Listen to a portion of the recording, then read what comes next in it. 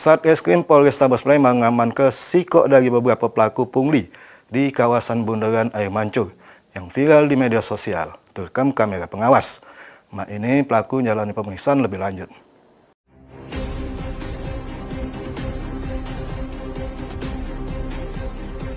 Viral di media sosial Instagram, aksi pelaku premanisme yang terekam kamera pengawas di kawasan bundaran Air Mancur Masjid Agung Palembang.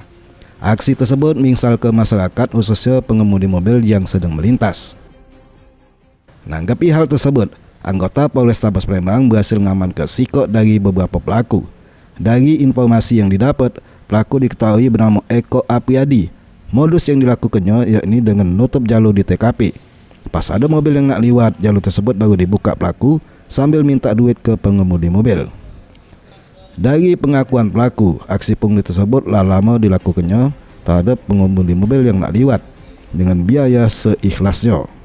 Di juru aksinya, pelaku idak dewean. Dia bersama kawan-kawannya yang belum tertangkap. Kamu di mana sini, Kak? Pungli. Pungli. Ya, cak mana ceritanya kamu bisa tangkap nih? Ya, minta mobil. Berapa lama kamu minta mobil ini, Kak? Lama. Berapa kamu minta mobil? Seikhlas nunjuk. Ada berapa kamu minta itu?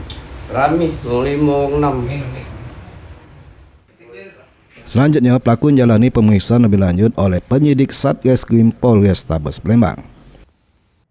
Heru Wayudi, PAL TV.